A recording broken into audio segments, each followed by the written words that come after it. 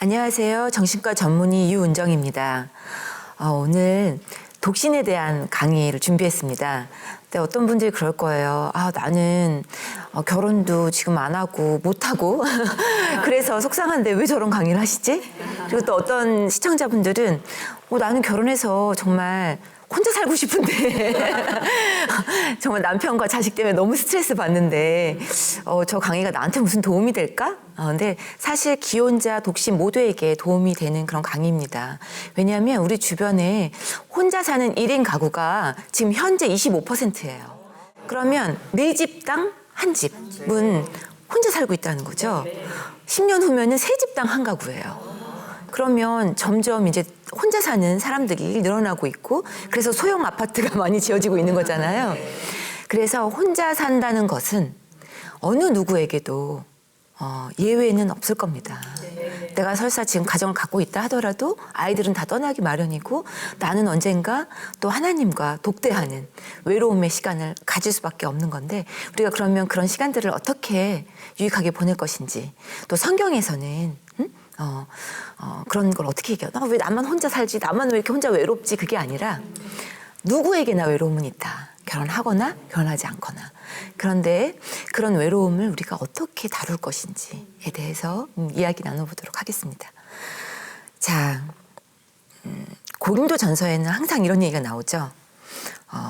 하나님께 받은 은사가 있는데 이 사람은 이러하고 저 사람은 저러하다. 그죠? 내가 결혼하지 아니한 자들과 과부에게 일하나니 나와 같이 그냥 지내는 것이 좋다. 응? 만일 절제할 수 없거든 결혼하라.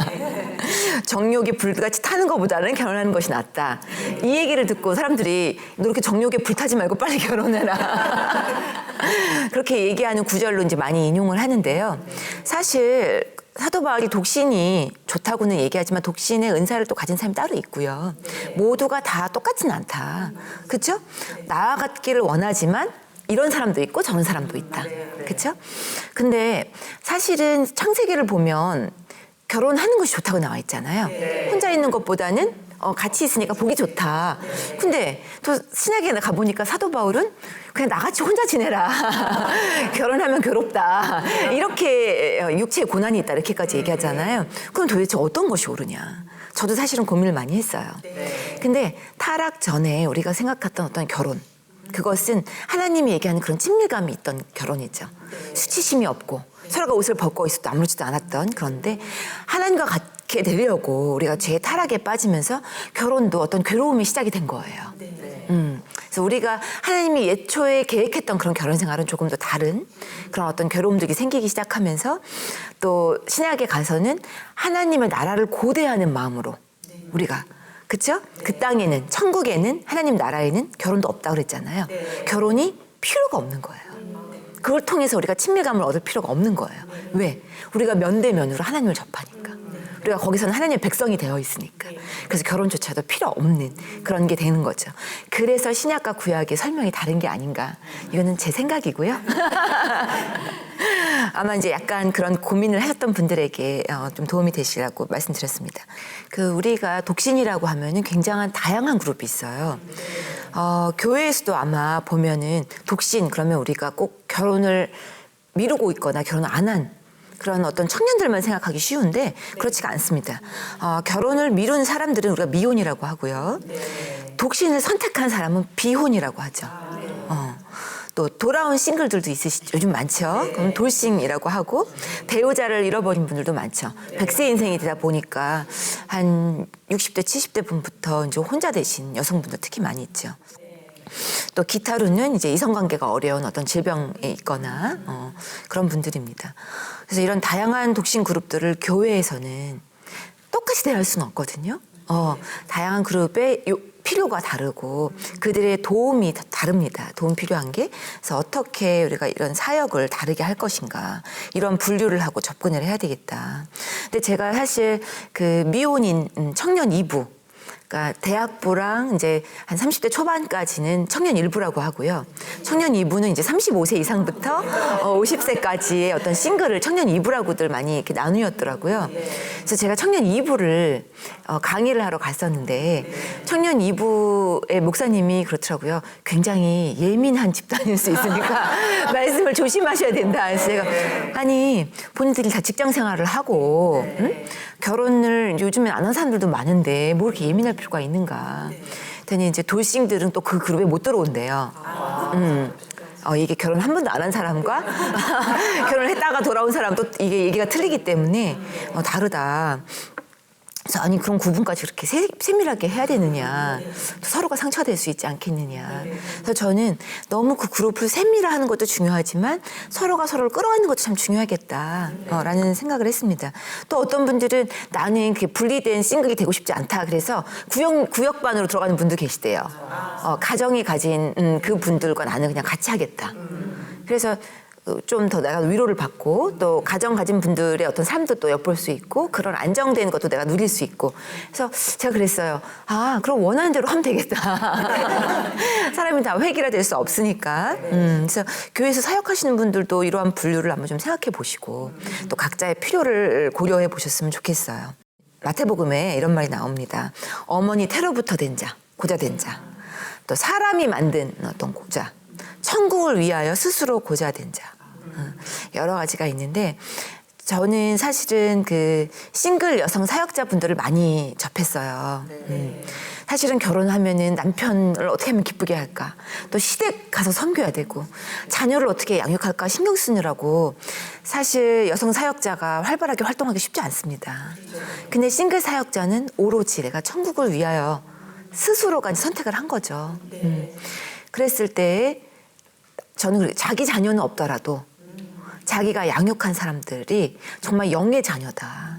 꼭 우리가 육의 자녀, 내 배가 아파서만 낳은 자녀만이 자녀가 아니라 내가 영혼을 양육하고 함께 성장할 때 그것도 굉장히 값지다는 생각이 제가 들었고요. 정말 시간적으로도 많이 자유롭고 내가 헌신할 수 있겠구나라는 생각을 했었습니다. 그런 걸 봤을 때 독신이 과연 잘못된 선택인가? 자발적인 싱글도 있을 수 있다. 그렇지만 제가 또 오늘 얘기하고 싶은 거는 비자발적인 어떤 싱글이에요. 나는 결혼을 굉장히 하고 싶은데 여러 가지 이유로 결혼이 자꾸 늦어질 수밖에 없는, 또는 결혼에 대한 선입견, 결혼에 대한 좋은 모델을 못 본 거예요. 그러니까 결혼에 자꾸 두려운 거예요. 그러니까 두렵다 보니까 결혼이 자꾸 늦어지게 되고요. 또는 결혼을 너무 잘하고 싶은 거예요. 주변에 그런 걸 보니까 나는 실수하고 싶지 않은 거죠. 나는 실패한 결혼을 하고 싶지 않은 거예요. 그러다 보니까 완벽한 파트너를 찾다 보니까 또 결혼이 늦어질 수도 있죠. 또 결혼에 대해서 어떤 그 비현실적인 기대를 많이 갖게 돼요. 나를 영적으로 이끌을 수 있는 남자나 여자를 찾아야겠다. 그거는 물론 이제 그런 파트너가 있어서 서로 같이 영적 성장을 이뤄가면 좋지만 나의 영적 성장의 몫은 자기 몫이에요. 그것은 내가 짊어져야 할 짐이고, 그렇지만 같은 또 영적인 생활을 같이 병행해 나갈 수 있는 파트너가 있다면 너무나 또 좋은 거죠. 제가 결혼 예비학교에서 말했잖아요. 1번으로 고려해야 된다. 근데 요즘 결혼과 출산을 원하지 않고 혼자 살아도 지장이 없다라고 생각하는 시대가 왔습니다. 80%가 이에 동의를 했어요. 그러면 앞으로는 점점 결혼 안 하는 사람이 너무 늘어날 것 같고, 교회도 그거에 대한 준비가 되어 있어야 합니다. 사도 바울이 벌써 이미 예상을 했나 봐요. 결혼하는 자도 잘하는 거지만 결혼하지 아니하는 자는 더 잘하는 거다. 사실 이렇게 얘기한 것은 아마 사도 바울이 하나님께 대한 헌신 때문에 이렇게 얘기했던 것 같아요. 또 장가가지 않은 자는 세상 일을 염려하지 않지만 장가간 자는 세상 일을 염려하고 어떻게 하면은 아내를 기쁘게 할까, 어떻게 하면 가족을 기쁘게 할까, 이거를 고민한다고 그랬죠. 또 과부는 남편이 살아있는 동안은 매여 있어요. 사실 저희 어머님이 해당되는데 저희 어머님이 아버님 계실 때는 저녁 6시면 항상 집에 있어야 됐어요. 저녁 준비. 저녁에 집에 없으면 안 되는 그런 아버님이셨기 때문에. 근데 지금은 밤 11시에 전화해도 안 계세요. 구역 구역 식구들하고 수다 떠시느라고. 그래서 제가 우리 엄마가 혼자 있어서 너무 안 됐다. 제 마음이 항상 그랬지만 이제 20주기거든요. 너무 일찍 혼자 되셨는데 구역 식구들이 가족의 역할을 또 많이 해주시니까 너무 감사하더라고요. 그리고 엄마에게 늙음하게 또 자유가 주어졌구나 했지만 이제 어머님은 항상 그래요. 밥 해줄 남편이 있을 때가 행복하다. 내가 혼자 밥 먹는 것보다 괴롭더라도 누구에게 밥을 해주고 같이 먹는 것이 또 행복이다. 그래서 저는 그렇게 생각했어요. 강의를 준비하면서 누가 더 행복하고 누가 더 행복하지 않느냐가 아니라 내가 처한 상황을 하나님이 허락하신 상황이다. 이게 길면 길지만 사실 인생의 큰 그림, 우리가 영혼의 큰 그림을 봤을 때에는 그냥 눈 깜짝할 사이 지나갈 일들이거든요. 거기에 상처받지 말고 내 상황에 자족하면서 여기에서 어떻게 하면 주의 뜻을 이룰 수 있을지 생각해보자. 그것이 복이 있는 일이다 라는 겁니다. 그래서 시집을 못 갔다고 그래서 괴로워하지 말고 그냥 지내는 것이 또 그럴 때는 복된 일일 수도 있고, 또 좋은 남편과는 찾기 위해서 또 노력을 계속하면서 빨리 생기지 않는다고 너무 안달하지 않고, 연애를 또 너무 자주 하지 말고. 저에게 어떤 분이 그래요. 나 이렇게 혼자 있는 게 너무 불안하대요. 그래서 연애라도 해야 될 것 같아서 그냥 이 남자 저 남자 계속 만나게 되는 거예요. 그러다 보니까 에너지 소비가 또 너무 많이 크고 상처를 또 많이 받게 되는 거예요. 그래서 제가 잠시 혼자 지내도 괜찮다. 남의 선입견에 너무 신경 쓰지 마라. 바로 이런 겁니다. 보세요. 어떤 분이 저한테 보낸 거예요. 어떤 잔소리를 하실 건가요? 자기가 그 추석 전에 이렇게 메뉴를 선택했대요. 친척들한테 보여줬대. 애인이 있니? 그러면 10만 원. 세뱃돈. 더 늦기 전에 슬슬 결혼해야지 30만 원 내놔라. 이렇게 벌금을 물었대요. 남의 일에 참견하지 말라고. 그래서 요즘 싱글들이 가족 모임에 가기가 두렵대잖아요. 이런 잔소리 때문에 상처에 상처를 거듭하는 거죠. 가족은 그냥 신경 쓴다고 무심코 한 말인데, 그래서 무분별하게 그런 얘기는 어떻게 보면 폭력이 될 수도 있다. 그 사람한테 상처를 주니까. 그래서 또 본인은 남이 원하는 것이 내 원칙이 될 필요는 없다. 다른 사람들이 너 지금 뭐 하고 있는 거니? 그러면 이렇게 말해야 돼요. 어머, 요즘은 30살도 결혼 안 한 사람이 더 많아요. 30살에 결혼하는 게 더 비정상이에요. 그쵸? 또 이제 혼자 행복할 수 있어야 둘이어도 행복하다는 거는 내 어떤 삶의 외로움이나 괴로움 또는 어떤 그런 고통을 결혼으로 통해서 해결하려 들지 말라는 얘기예요. 둘이 있다고 그 고통이 사라지는 것은 아니다. 응? 오히려 양쪽이 갖고 온 짐으로 그게 배가 될 수도 있다. 그래서 결혼이 나의 어떤 심리적인 문제를 해결하는 통로가 될 수는 없다라는 겁니다. 그럼 어떤 사람은 왜 결혼 안 하게 될까? 정말 아까 싱글 사역자처럼 하나님을 섬길 자유, 또는 학업, 그죠? 요즘 공부들을 오랫동안 하다 보니까 또 직장, 해외에 있는 경우, 그래서 결혼할 기회가 점점 없어져서. 저는 여기 포함 하나 시키고 싶어요. 너무 바빠서. 또 결혼에 대한 높은 어떤 기대감, 부모에 대한 어떤 의존, 또는 부모를 내가 봉양해야 돼서. 경제적으로나 어떤 이제 부모 가정에 어려움이 있을 수 있잖아요. 그것 때문에 내가 이제 어떤 희생양 또는 희생을 하다 보니까 결혼이 늦어지는 경향이 있는 거죠. 또 동거를 선호하거나 또 동성애자, 과거의 상처, 이런 어떤 연애로 인한 상처 때문에 결혼이 늦어지는 경우. 또 저는 마지막이 굉장히 좋은데요. 결혼을 하지 않아도 내가 성숙하고 안정적인 사람이기 때문에 굳이 내가 남들 결혼한다고 굳이 더 결혼할 필요는 없겠다라고 생각하는 사람도 있을 수 있다는 거죠.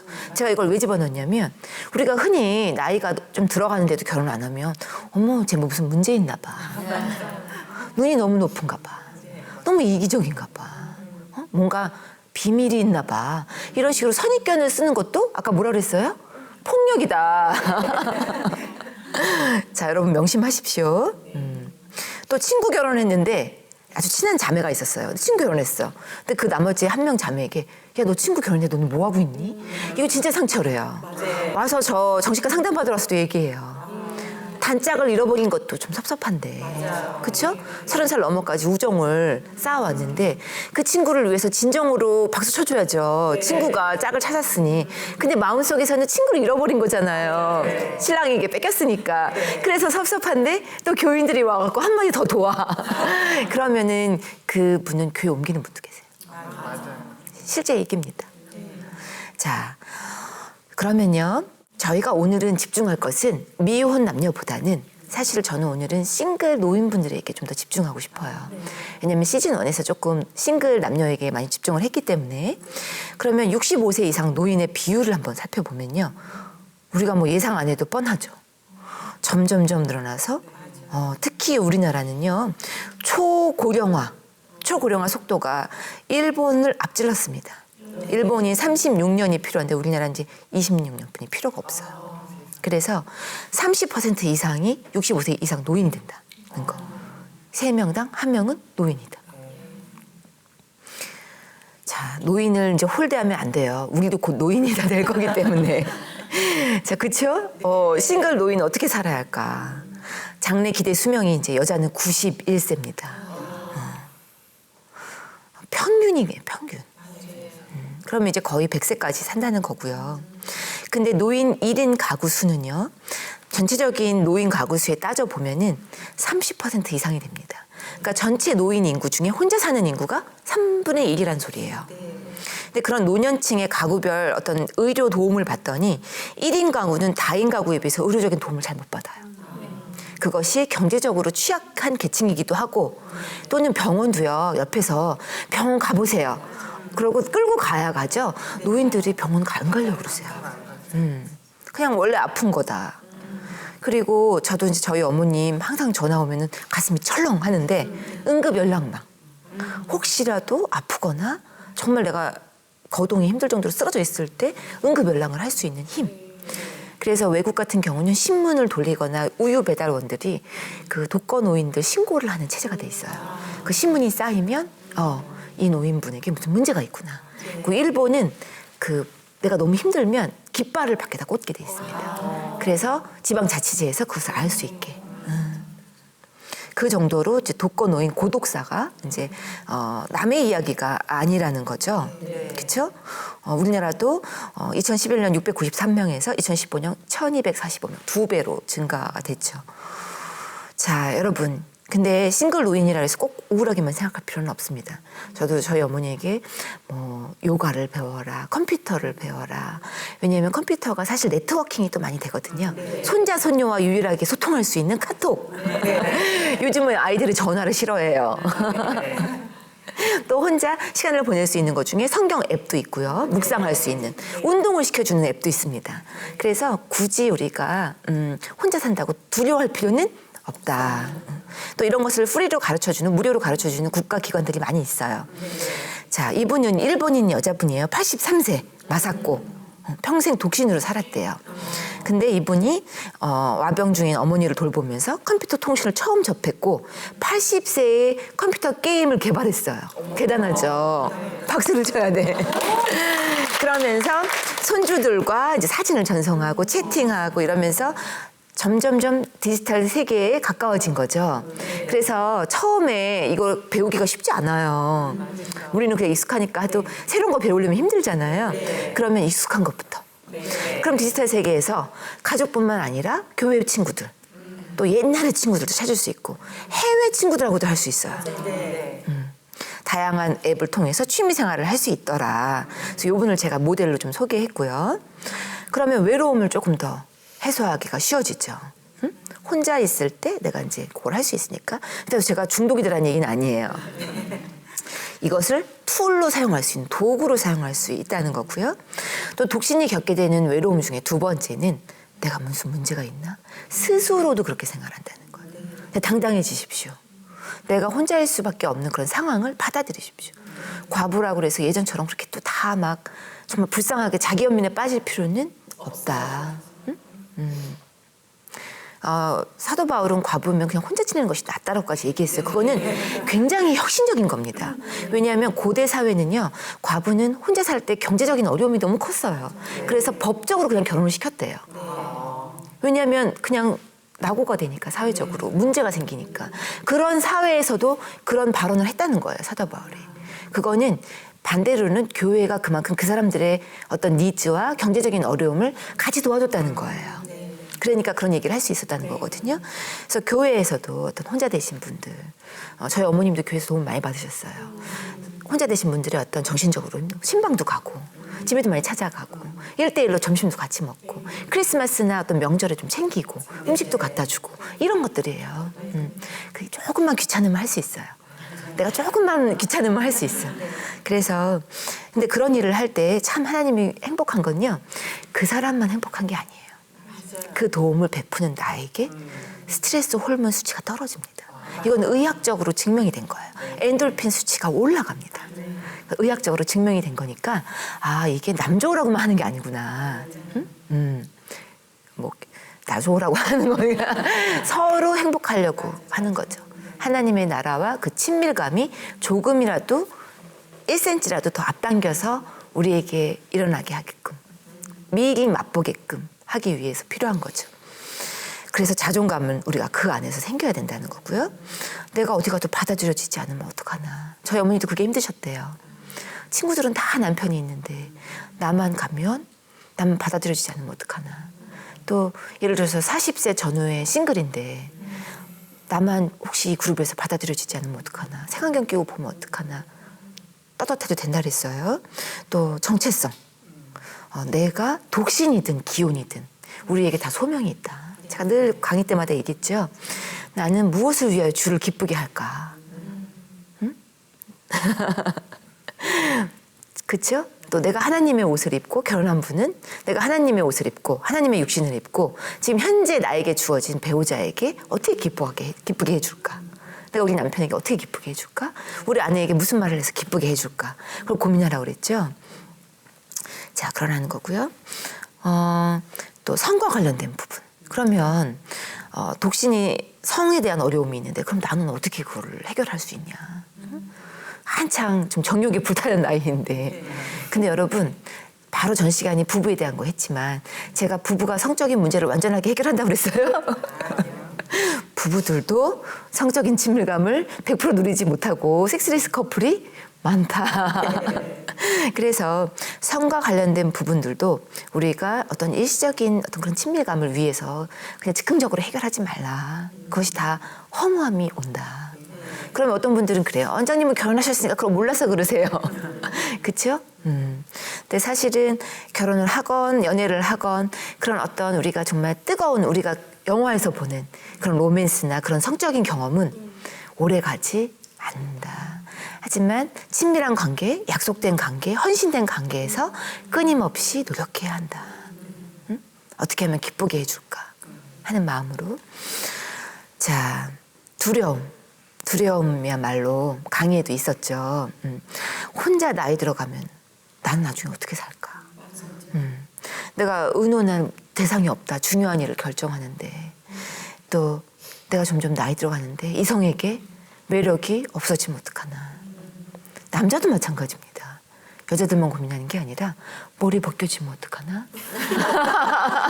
뱃살 나오면 어떡하나? 그런 고민을 그 나이가 좀씩 들어가는 그 싱글 남성들은 다 고민을 해요. 또 그래서 이런 두려움도 우리가 다 이해를 해줘야 된다. 근데 두려움을 항상 싱글이어서만 갖는 건 아니라는 거죠. 결혼을 하면 자녀에 대한 두려움. 우리 남편이 또 실직하면 어떻게 하나 하는 두려움. 자녀가 학교에서 낙오되면 어떡하나 하는 두려움. 두려움은 항상 하나님께 맡기십시오. 자, 현실적인 어려움도 많습니다. 특히 나이가 든 싱글이 부모와 함께 살았을 때 겪는 부모와의 갈등. 저는 이 부분을 굉장히 많이 상담했어요. 이 부분도 굉장히 심각하다. 자, 영국은 이 정도입니다. 외로움을 해결하는 장관을 뽑았어요, 여러분. 들어보셨어요, 뉴스에서? 제가 독신에 대한 관심이 많기 때문에 이런 뉴스를 그냥 흘려듣지 않아요. 왜냐하면 결국 독신이나 결혼이나 이런 문제들이 어떤 개인이 해결할 수 있는 것도 중요하지만 어떤 한 개인의 문제뿐만이 아니고요. 사회적인 현상 구조가 문제일 수도 있거든요. 사회적인 구조가 고학력자를 요구하는 자꾸 공부를 더 하게 돼요. 우리나라 대학 졸업자가 거의 이제 좀 있으면 몇 년 후면 90%래요. 그러면 그 정도까지 공부를 하게 되려면 점점 결혼이 늦어질 수밖에 없잖아요. 그러면 당연히 외로움과 그쵸? 결혼에 대한 문제가 생길 수밖에 없는 사회적인 문제인 거죠. 그래서 한 개인만 탓하면 그거는 아니다. 개인을 탓하지 말라라는 목적이고요. 그래서 영국에서는 이런 장관은 무슨 일을 하냐면요. 난 무슨 일을 할까 싶더라고요. 월급을 줘야 되는데. 사람을 연결하는 사회단체. 또 이 서구 사회는 굉장히 프라이버시를 존중하잖아요. 남의 집에 관심을 가지면 그게 예의에 어긋나는 거잖아요. 점점 우리나라도 이제 그런 문화로 가고 있는데 그런 외로움에 어떻게 대처할 것인지 전략을 마련하는 또 반려동물 이런 걸 어떻게 해결할지 이런 걸 한답니다. 저는 이제 잠깐 미국에서 유학생 사역을 한 적이 있는데 유학생들이 대부분 싱글로 많이 오죠. 그러면 교회에서는 함께 먹는 거가 되게 중요해요. 그 함께 집에 초대해서 먹는 거. 사실은 그게 어떤 제 생각에는 가족의 대안이 되더라고요. 한국 음식을 같이 해 먹고 그런 것이 가족의 대안이 되더라 하는 거죠. 그리고 또 미국 노인들이 또 많은데 그들은 외롭잖아요. 그래서 제가 한국 유학생과 미국 노인들을 연결해주는 프로그램을 했었어요. 유학생 사업에서. 그 유학생 사역에서 그게 참 주행했던 이유가 뭐냐면 미국 노인들은 말할 대상이 없어. 근데 영어는 잘해. 그쵸? 집에 혼자 밥 먹는데 밥 먹을 사람이 없어. 근데 유학생들은 돈도 없고 영어를 배우고 싶어요. 그러니까 그 노인들의 말상대가 되어주면서 서로 영어도 하고 밥도 같이 먹어주고. 그래서 서로 그렇게 교제를 하면서 또 그 안에 믿음 안에서 유학생들은 믿음을 또 배우고 또 크리스찬 그 노인분들은 또 자기가 어떤 성경을 가르칠 수 있는 그런 기회가 됐었어요. 그래서 제가 그거 보고 참 행복하다. 그런 길들은 참 많겠구나. 그래서 우리가 외로움을 꼭 난 외롭다. 정말 땅으로 꺼져 들어간다. 내가 정말 땅으로 꺼져 들어가는 그 외로움.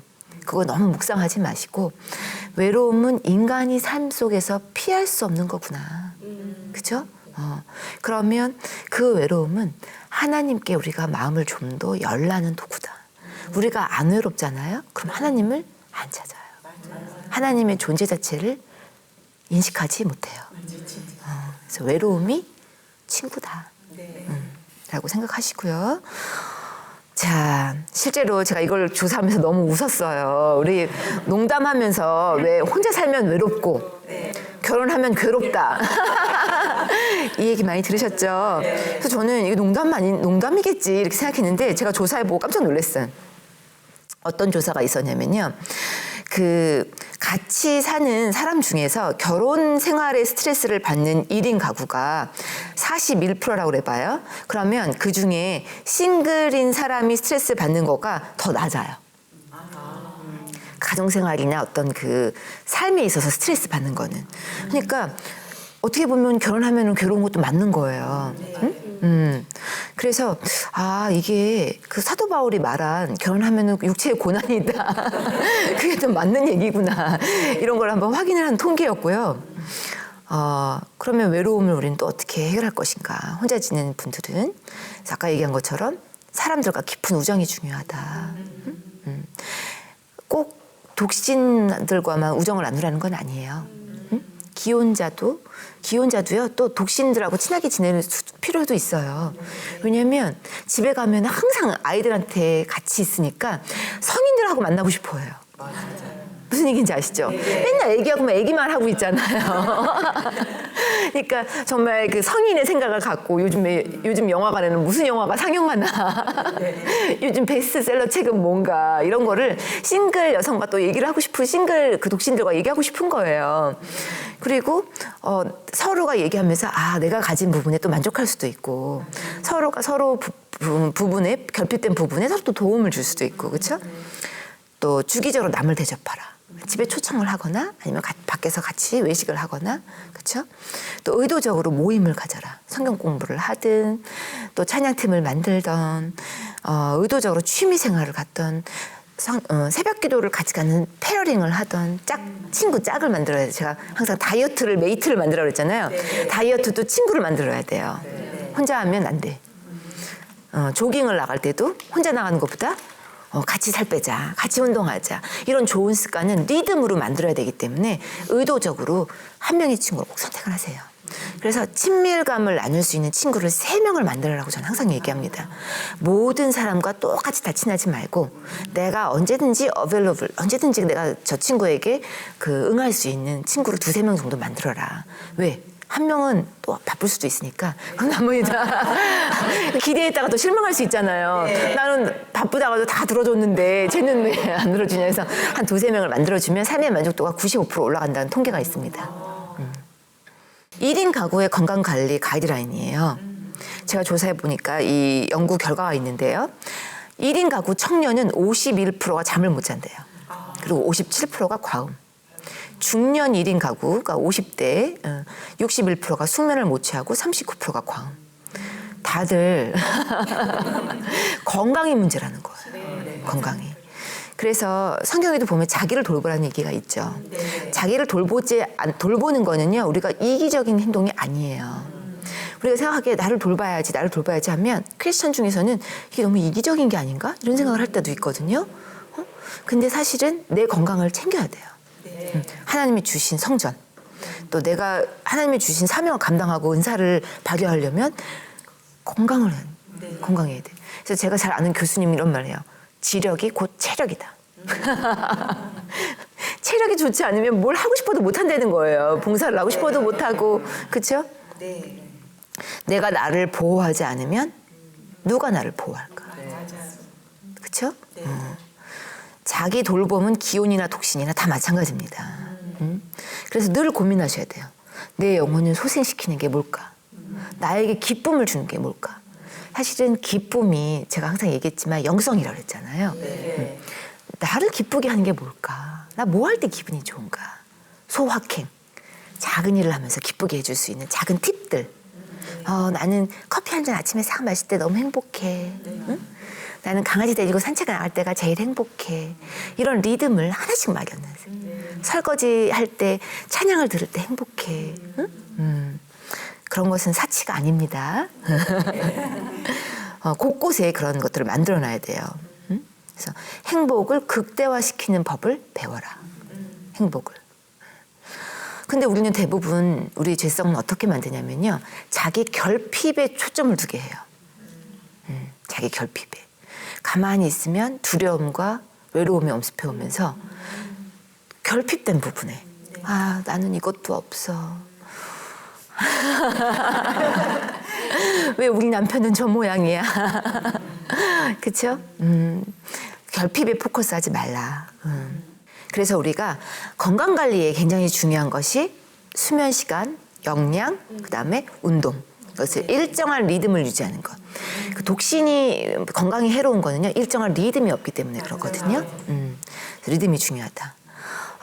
또 중독에 빠지지 않도록 알람을 만들어놔야 되는 거죠. 또 그 육체 관계 외에서 어떤 친밀감을 충족할 수 있는 뭐를 만들어라. 건전한 이성 관계를 가져라. 섣불리 외롭다고 아무나 사귀지 말거라. 제가 이것도 많이 얘기하는 부분입니다. 정기적인 건강 검진이 필요하다.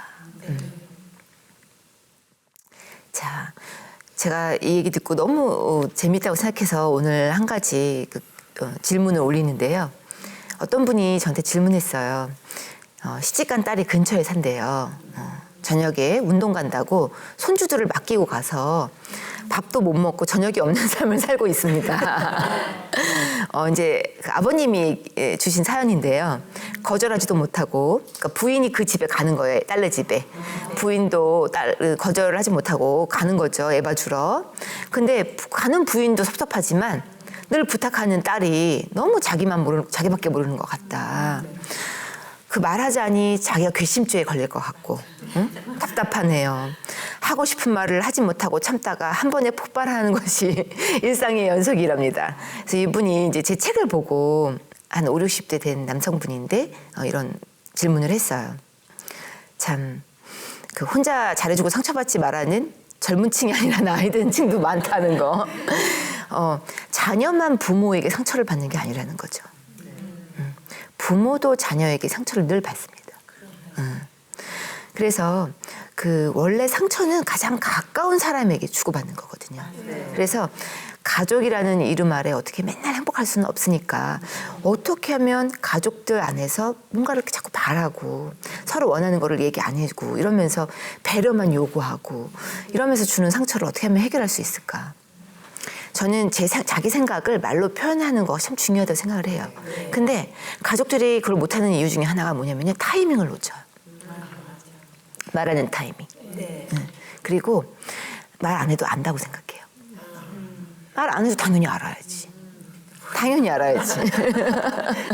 이분도 지금 딸이 그것도 모른다고 섭섭해하는 거 아니에요. 근데 아마 딸은 모를 가능성이 많습니다.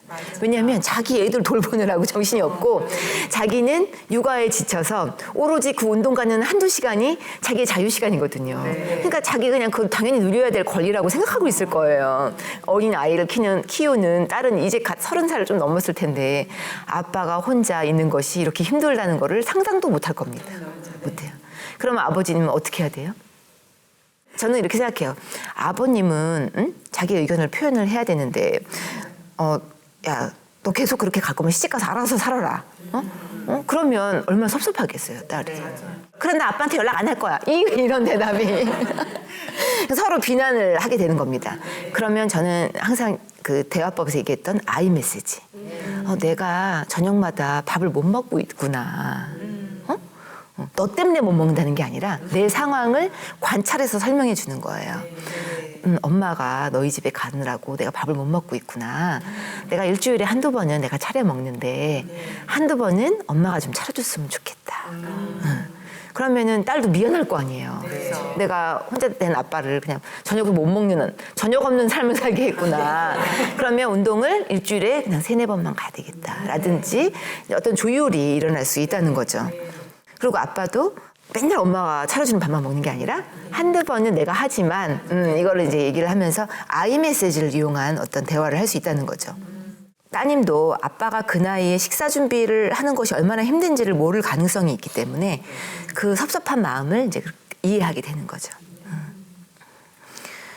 자, 여러분 노년기의 심리적인 건강이 중요하다. 연구 결과는 평생의 학습과 관련이 있다고 합니다. 그러니까 뭐냐면 학습을 하는 것이 외로움을 달래고 심리적인 건강에 도움이 된다는 거예요.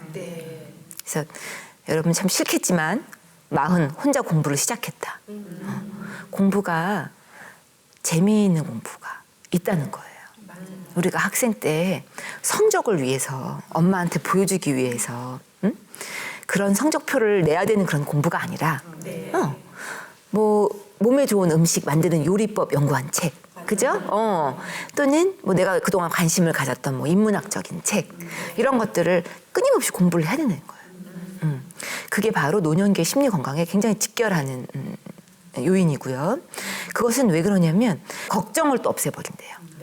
또 많이 알아야 또 신체적인 정신적인 필요를 채워준대요. 또 다른 사람들의 삶을 더 많이 알게 되면서 다른 사람들과의 조화, 이야기거리가 되고 화제가 되고 공감 능력을 키울 수 있다는 거예요. 독서를 통해서. 자, 여러분에게 평생 학습을 제가 오늘 말씀드리고 싶고요. 그럼 어떤 분 그래요. 그 원장님은 맨날 공부하셨으니까 그렇게 얘기하지만 나는 책 한 번 안 들여다봤는데 이제 와서. 근데 그 공부라는 것을 어렵게 생각해서 그렇다. 공부라는 것은 꼭 책을 보고 막 줄치고 이러는 게 아니라 내가 뭔가 새로운 거를 알려는 그 호기심. 그것이 젊음과 건강을 유지한다라는 겁니다. 그래서 이 일본 저자가 쓴 책인데요. 이분은 공부하는 의사로 유명한 정신과 전문의예요. 근데 여러분 의사들이 공부 열심히 할 것 같죠? 평생을 공부했으니까 이제는 공부를 하면 치가 떨리는 사람도 많아요. 근데 이분은 마음부터 또 공부를 시작한 거예요. 그래서 어느 정도까지 공부를 했냐면 무슨 영화사를 차리고 막 영화 공부를 하고 영화 감독이 됐어요. 그래서 여러분들 죽기 전에 가장 많이 후회하는 게 나 좀 돈 더 많이 벌었으면 이런 게 아니래잖아요. 더 많은 사람과 더 좋은 거 같이 경험했으면 이런 거잖아요. 그래서 공부가 필요하다. 자, 사도 바울이 말한 독신의 복, 여기서 한 가지 얘기하는 거가 제가 마지막으로 마무리 짓고 싶은 건데요. 독신이라고 해서 슬퍼할 필요 없다. 결혼했다고 해서 괴로워할 필요 없다. 항상 사도 바울이 얘기한 것은 자기의 자존감은 자족하는 삶에서 온다 그랬죠. 내 형편이 어떤 것인지 자족한다. 그 상황을 최대한 극대화시켜서 행복을 찾는 그것이 바로 자족하는 일체의 비결이었잖아요. 결혼을 우상으로 삼지 마라. 결혼이 우상이 되는, 결혼해야 되는데 모든 계획이 결혼을 해야만 계획이 펼쳐지는, 그죠? 독신을 우상 숭배하지 마라. 이건 뭐냐면 내가 결혼해서 이것도 못하고 저것도 못하고 내가 애들 때문에 이것도 못하고 저것도 못하고 그 탓을 하지 말고 나는 이제 혼자 되기만을 내가 꿈꾸는 그런 분들도 꽤 있어요. 독신을 우상 숭배하지 마라. 어느 것이 더 좋은 게 아니다. 이 두 가지를 금하거나 회피하는 것은 옳지 않다. 예수님도 이렇게 말하셨죠. 누가 내 어머니고 내 동생이냐. 내 제자들을 가르쳐서 나의 어머니와 나의 동생이다. 마치 어머니하고 동생을 모른 척하는 것처럼. 그래서 우리가 아니 왜 예수님이 가족을 이렇게 홀대하지? 그게 아니라 예수님은 항상 그 이상의 것을 보신 겁니다. 육신의 가족도 화목한 것이 좋지만 행복한 것이 좋지만 그 이상의 것을 항상 영적인 가족을 보라는 내용이죠. 그래서 기혼자와 독신자는 서로가 비난하거나 서로를 결핍감으로 자기 연민에 빠지지 말고 서로 환대했으면 좋겠다는 겁니다.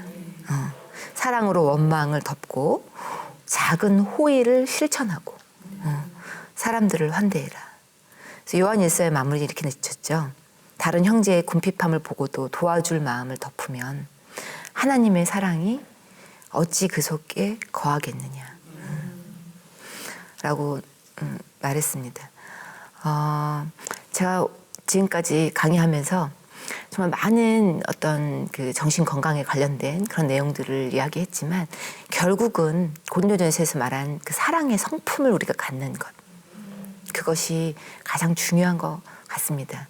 그래서 사랑은 오래 참고, 그렇죠? 하나님을 기다리는 자에게는 복이 있다. 라는 말씀을 전하면서 오늘 강연 마무리 짓도록 하겠습니다. 감사합니다. 이 프로그램은 시청자 여러분의 소중한 후원으로 제작됩니다.